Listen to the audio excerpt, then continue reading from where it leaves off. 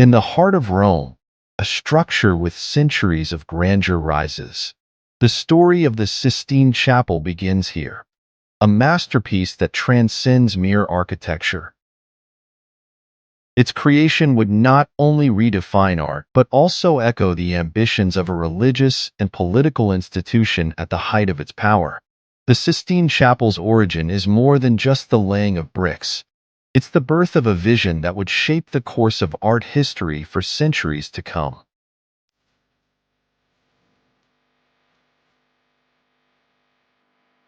The Sistine Chapel is more than just a masterpiece. It is a testament to human resilience, divine inspiration, and Michelangelo Buonarroti's relentless genius. Spanning over 12,000 square feet, this celestial narrative brings to life the story of creation, judgment, and redemption. But behind its grandeur lies a story of struggle, a reluctant artist, grueling physical challenges, and the unyielding ambitions of a pope. In this documentary, we'll explore how Michelangelo, a sculptor with little experience in painting, was forced into one of the most demanding commissions in art history. The groundbreaking techniques he pioneered while painting 68 feet above the chapel floor. Detailed analyses of frescoes like the creation of Adam, the fall of man, the creation of Eve, the flood, and the striking depiction of the Last Judgment on the altar wall of the chapel. The lasting legacy of the Sistine Chapel, which continues to inspire millions 5 centuries later.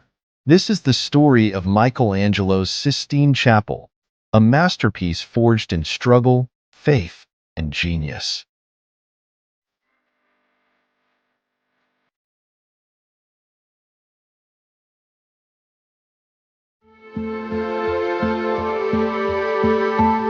Chapter 1. The story behind the Sistine Chapel.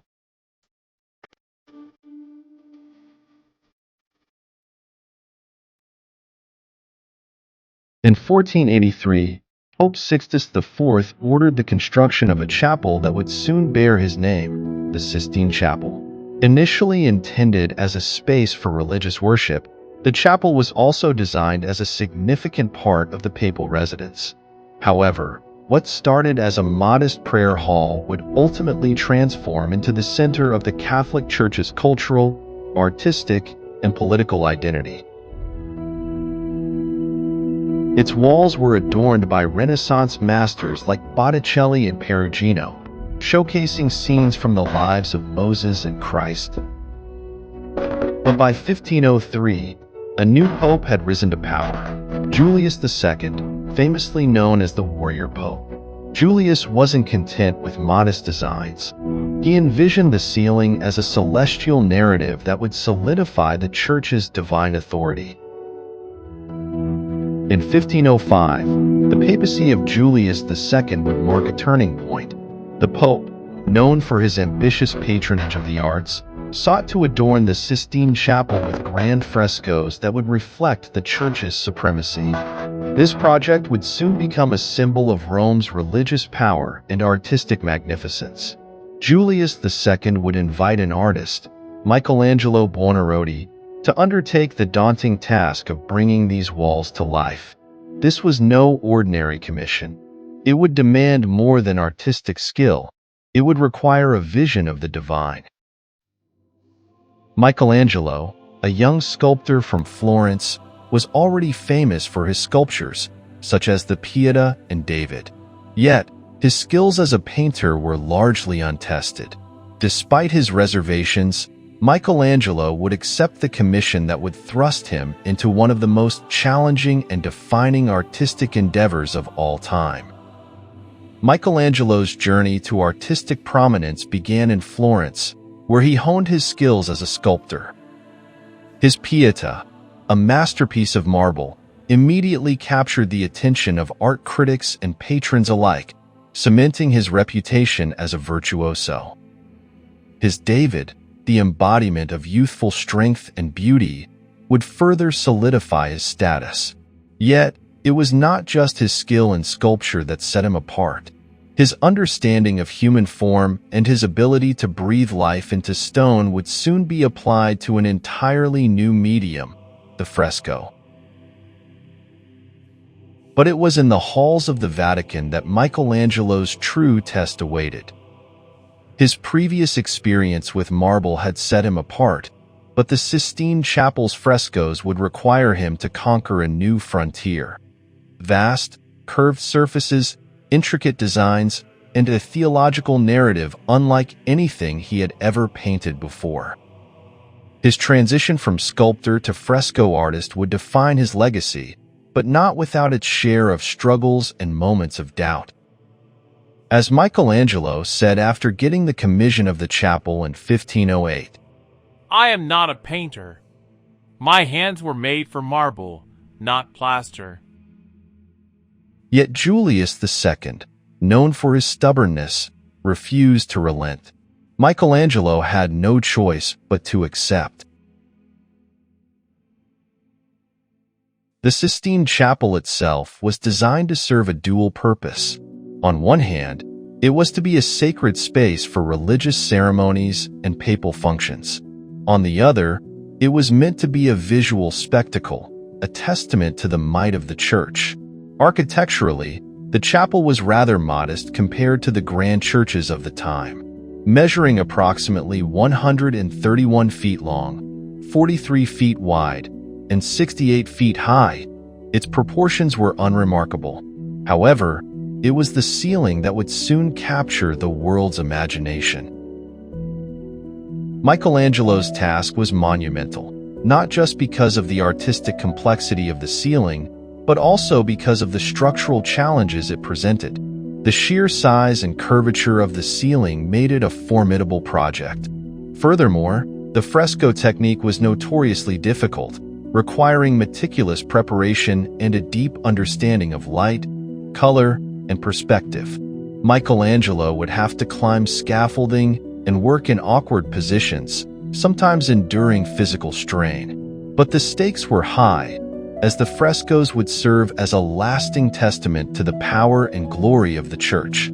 As Michelangelo gazed upon the vast ceiling, he faced a challenge unlike any he had encountered before.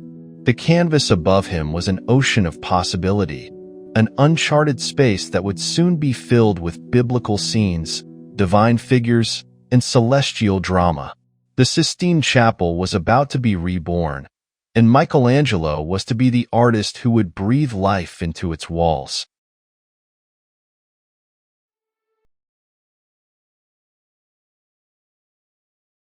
Chapter 2. Reluctance and Revelation. Michelangelo's struggle with the Sistine Commission.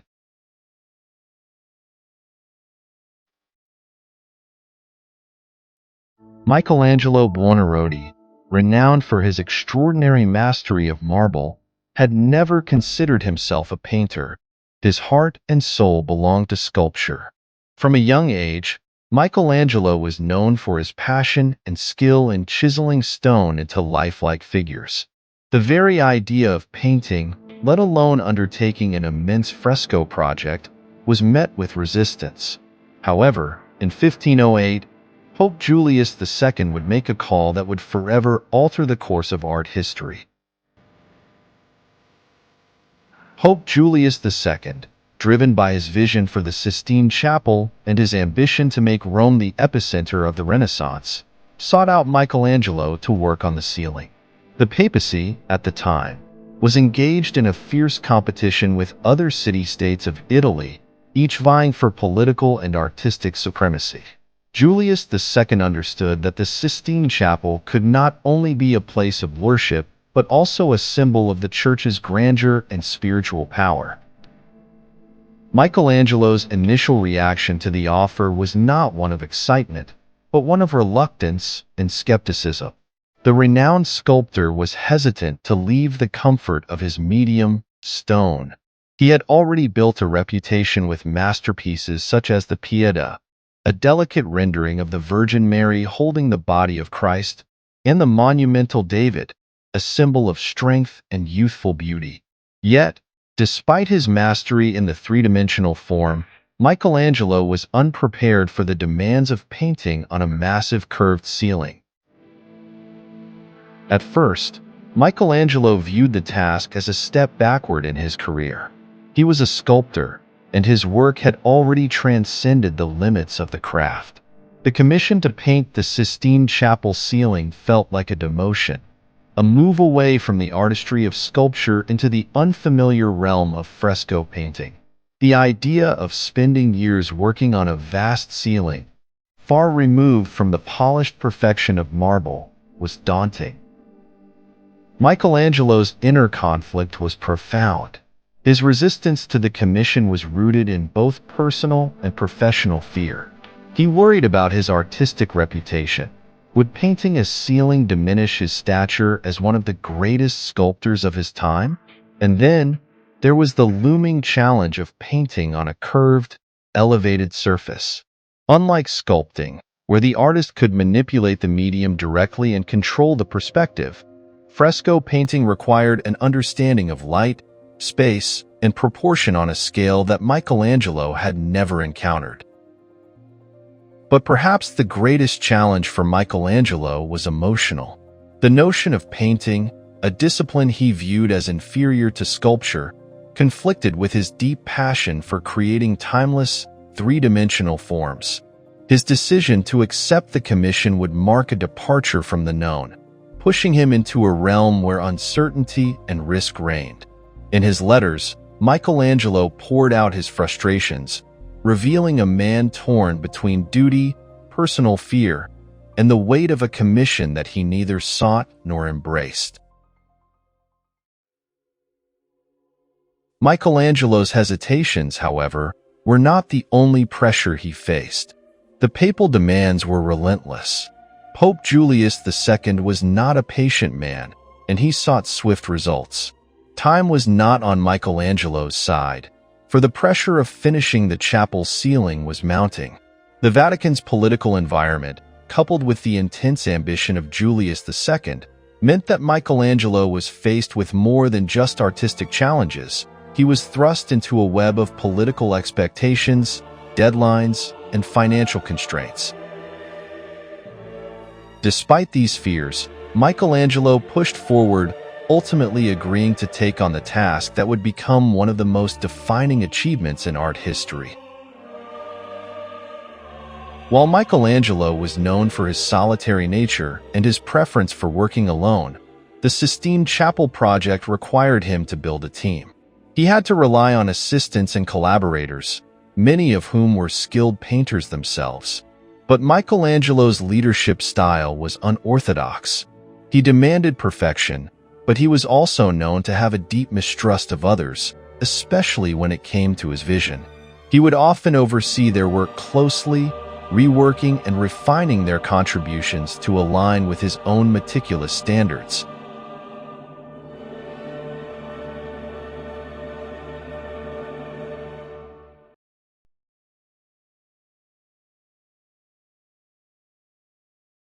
Chapter 3: The Magnificent Ceiling, the Stories in the Frescoes.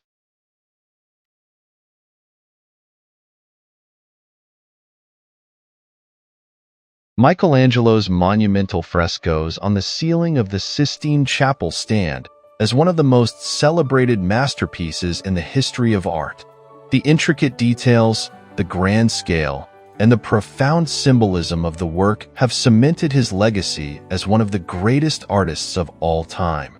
The creation of the ceiling was not a mere artistic endeavor but a reflection of Michelangelo's genius, his artistic vision, and his ability to overcome physical and emotional challenges. This chapter delves into the process of creating the Sistine Chapel ceiling, Michelangelo's innovative techniques, the collaboration with other artists, and the symbolic depth woven into the imagery. The design process of the Sistine Chapel ceiling was a complex and evolving journey, marked by Michelangelo's continuous revisions and innovations. Initially, Michelangelo didn't approach the ceiling with the idea of creating the large-scale, cohesive narrative that it would eventually become. In fact, The commission began with a much simpler request from Pope Julius II. The Pope initially wanted to have the ceiling decorated with a series of images that would display the 12 apostles, in keeping with the traditional iconography of Renaissance chapel ceilings.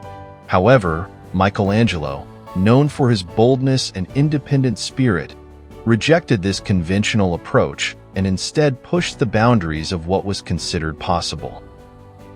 Michelangelo's first step was to draw out the framework for the ceiling, deciding on the architecture of the frescoes. Unlike his predecessors who had worked with predefined themes or narratives, Michelangelo sought to bring the ceiling to life with a grand artistic vision. After multiple revisions and sketches, the design was finalized with scenes from the Bible, such as the creation of the heavens and the earth, the fall of man, the creation of Adam, and the Last Judgment, which would later be completed on the altar wall of the chapel. Michelangelo's innovation lay in the way he structured the ceiling. The design was divided into multiple sections, each filled with intricate scenes that connected through overarching themes. The figures of the prophets and Sibyls, who were placed along the edges of the ceiling, were positioned to frame the central narrative. They acted as intermediaries between the divine and the mortal world, as envisioned by Michelangelo. His daring composition allowed the viewer to experience not just isolated scenes, but an interconnected visual and thematic journey through biblical history. One of the most significant challenges was the height of the ceiling, which was 68 feet above the ground.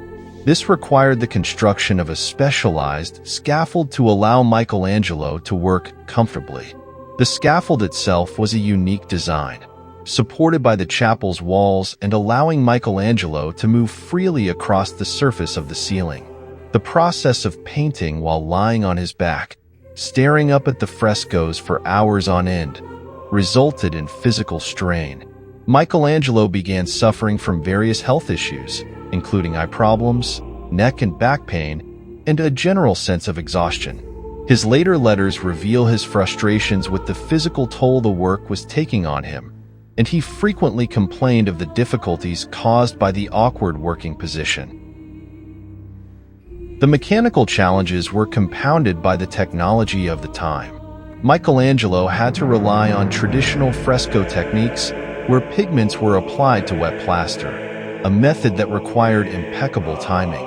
The fresco was painted in sections, with each panel requiring Michelangelo to paint over the wet plaster before it dried. This technique, known as blown fresco, meant that mistakes could not be easily corrected, and it demanded precision and skill.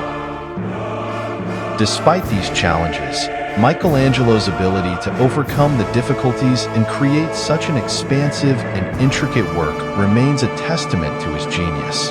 His perseverance under pressure and his ability to turn physical and technical obstacles into opportunities for creative expression define the Sistine ceiling. Although Michelangelo was the primary artist behind the Sistine Chapel ceiling, he did not work alone. Initially, Pope Julius II had envisioned a collaborative project, with several artists contributing to the frescoes. Some of the most notable figures who worked alongside Michelangelo include Perugino, Sandro Botticelli, and Domenico Ghirlandaio, who were tasked with painting smaller sections of the ceiling. However, Michelangelo's working style did not lend itself well to collaboration. He was known for his solitary approach to work and had little tolerance for others' interference in his creative process. Over time, the collaboration with other artists waned, and Michelangelo became the sole painter responsible for the majority of the ceiling's frescoes. While Michelangelo was responsible for most of the work, the contributions of other artists should not be overlooked. For example, the figures of the 12 apostles that were originally envisioned by the Pope were painted by other artists under Michelangelo's supervision. These figures are often smaller in scale and serve as a backdrop to the larger, more dramatic scenes that Michelangelo painted. Despite these minor contributions, it was Michelangelo's vision and style that ultimately defined the ceiling's look and narrative structure. The Sistine Chapel ceiling is filled with layers of symbolism, each scene carefully chosen to reflect themes from the Bible. The most prominent themes include the creation of the world, the fall of man, and the redemption of humanity. These biblical stories are not only depicted in their literal form, but are also imbued with symbolic meaning that reflects Michelangelo's personal interpretation of Scripture.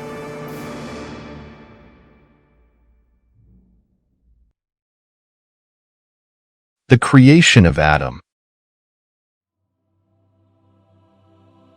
Michelangelo's The Creation of Adam, painted on the Sistine Chapel ceiling, depicts the biblical moment when God gives life to Adam.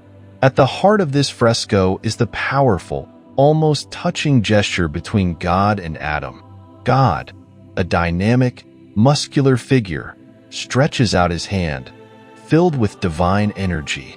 Adam, in contrast, lies back, relaxed, waiting to receive life. The almost contact between their hands symbolizes both divine power and humanity's receptive nature, illustrating the close but distant relationship between man and God. Surrounding God are angels, signifying the heavenly realm, while Adam, solitary on earth, represents humanity's origins. The tension between their two figures, God's action and Adam's passivity, captures the essence of creation. Life is a gift, but one that humanity must receive. Michelangelo's mastery of anatomy and light adds life to the figures, with vibrant colors representing the divine and earthy tones for Adam. The composition's dynamic movement and the simple yet powerful scene make the creation of Adam an enduring symbol of humanity's divine connection.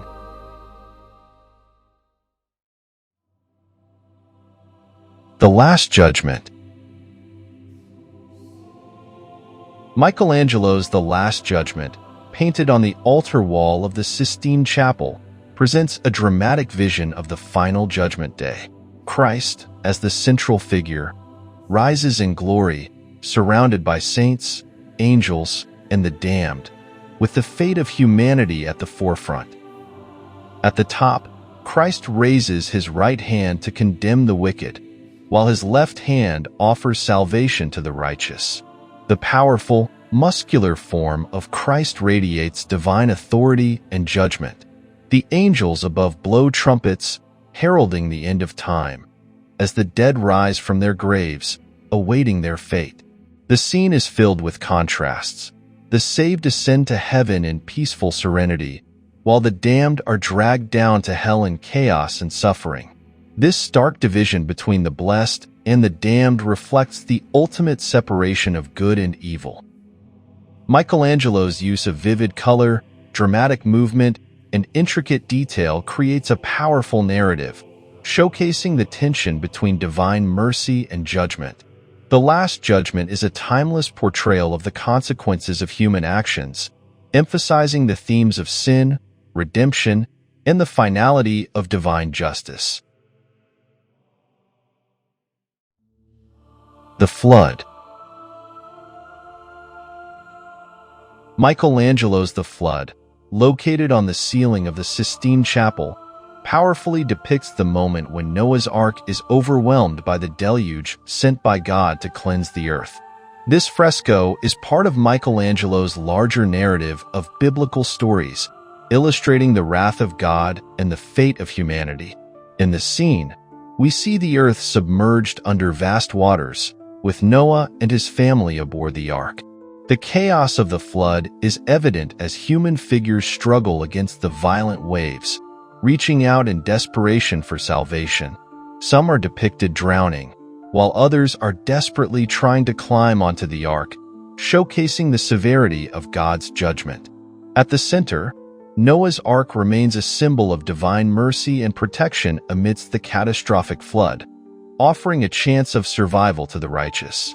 The scene contrasts the destruction of the sinful world with the salvation granted to Noah and his family, reinforcing the themes of divine justice and mercy. Michelangelo's dramatic use of movement, light, and color heightens the emotional intensity of the scene, reflecting the apocalyptic nature of the flood. The flood serves as a powerful reminder of the consequences of human corruption and the ultimate renewal through divine grace. This fresco shows Michelangelo at his most dramatic, blending awe-inspiring beauty with the harsh realities of divine judgment.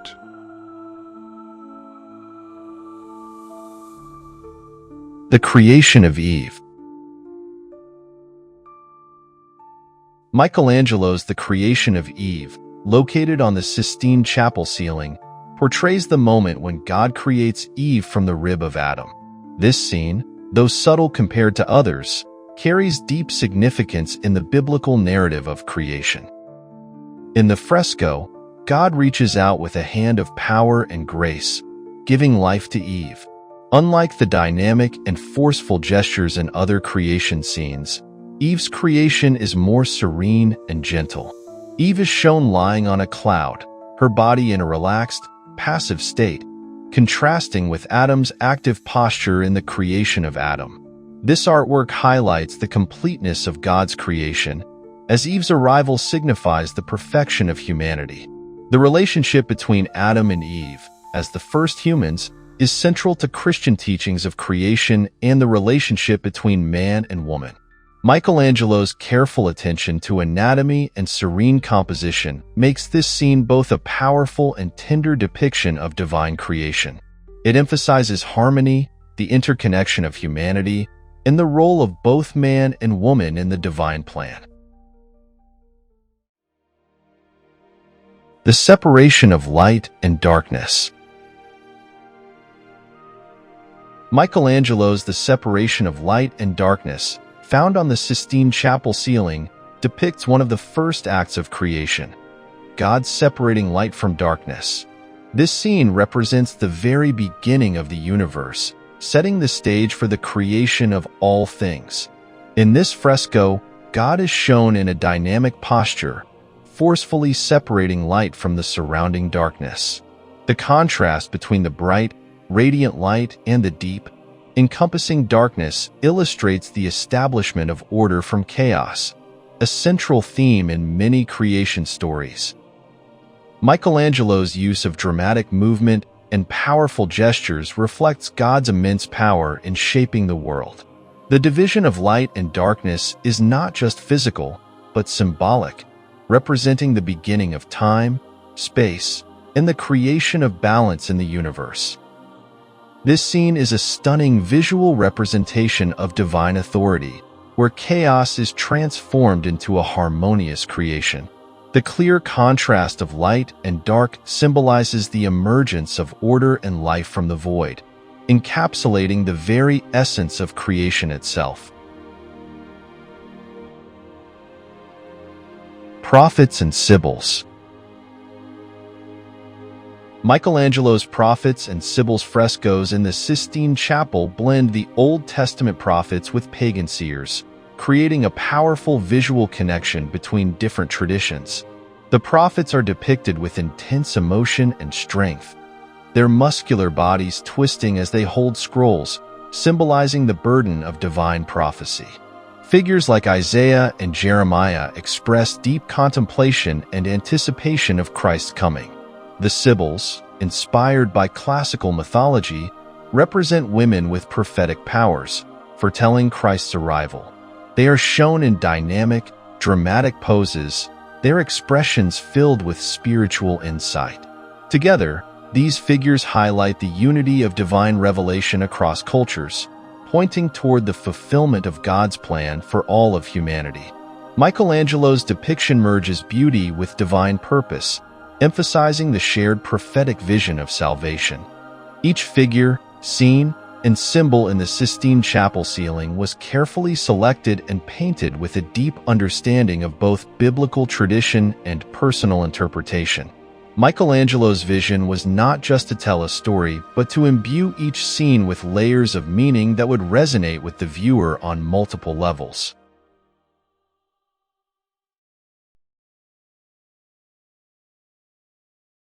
Chapter 4: The Grand Unveiling, completing the masterpiece.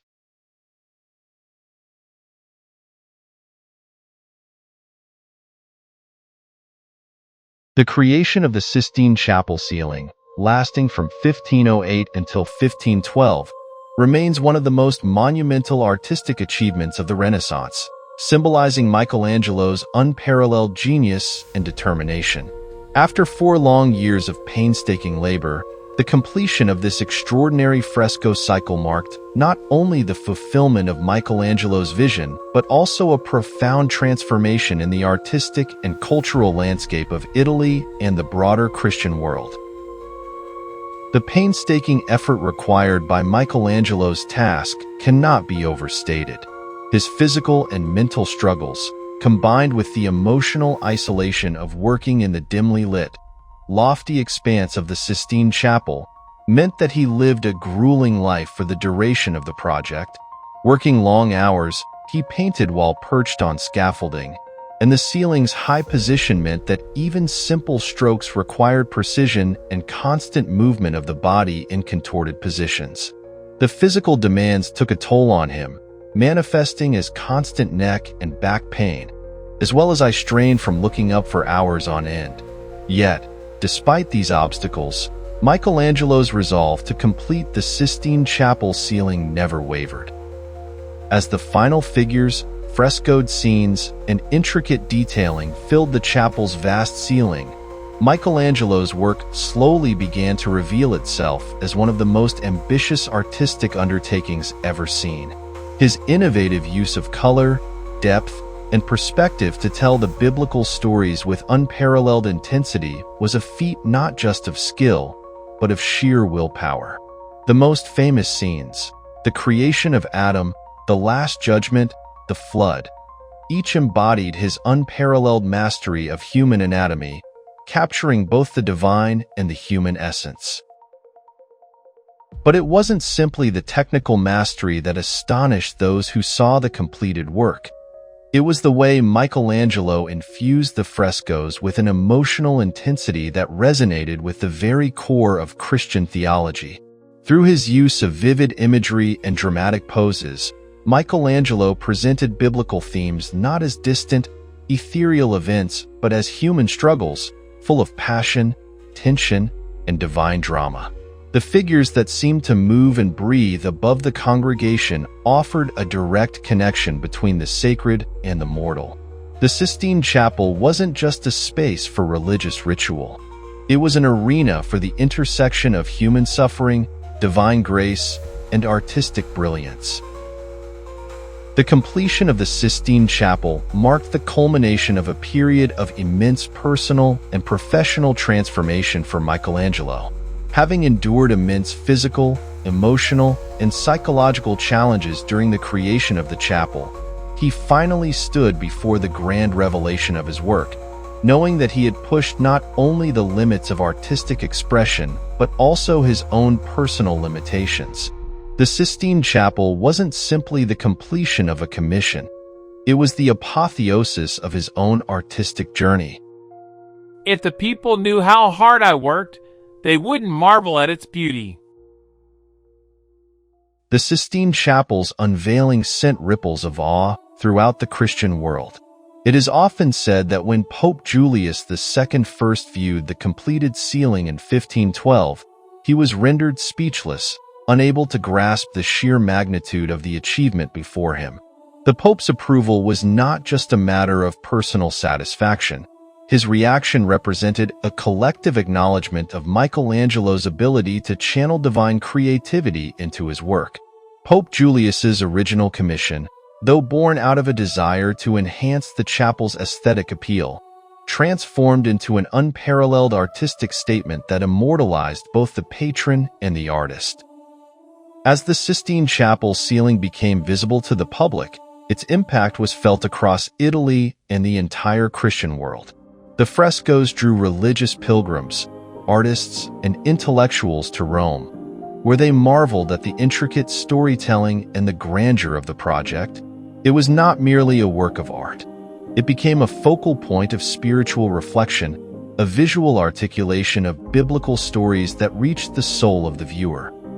For the papacy, the Sistine Chapel offered more than religious enrichment. It was an essential part of its political and ideological power. The frescoes, while grounded in Christian themes, also reinforced the authority and glory of the papacy, positioning the Pope as a central figure in the divine plan. In the images of the creation, the fall of man, and the prophets, the papal authority was echoed, and the Church's dominion over both spiritual and temporal matters was visually solidified. The Sistine Chapel was a space where religious devotion and papal power intersected, and Michelangelo's work emphasized this union with unmatched brilliance. However, Michelangelo's work was not universally acclaimed at first.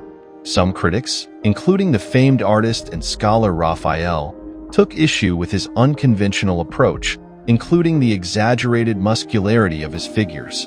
The complexity of Michelangelo's visual narrative was also seen as a challenge to more traditional interpretations of religious themes.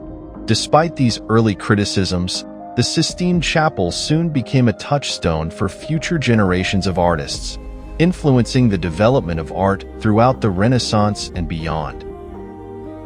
The Pope and his successors, including Pope Leo X, began to understand the importance of the Sistine Chapel not just as a work of art, but as a tool of spiritual and political propaganda. The chapel became an essential component of the Vatican's image, and the frescoes were incorporated into the broader mission of the papacy to represent the divine on earth.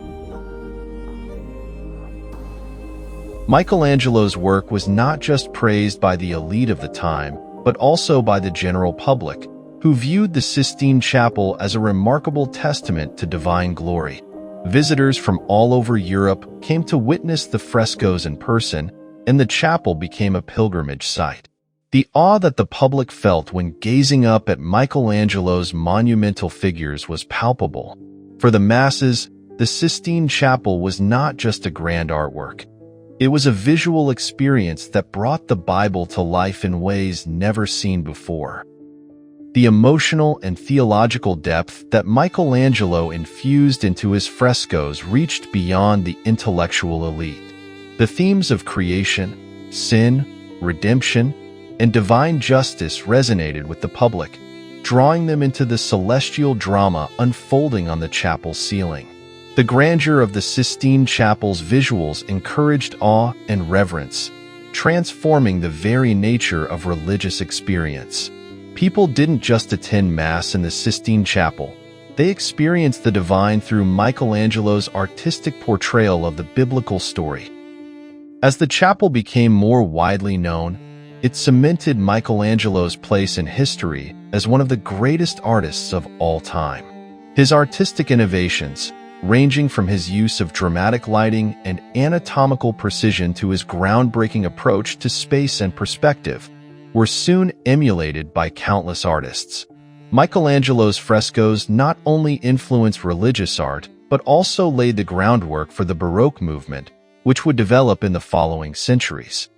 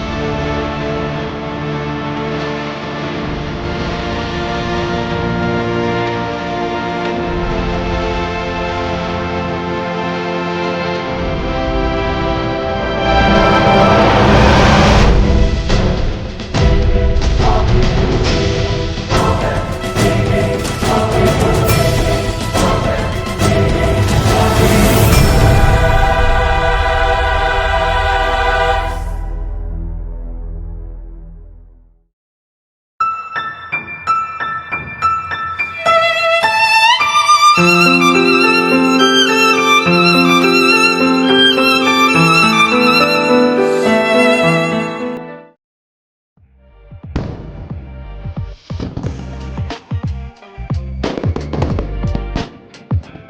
for watching.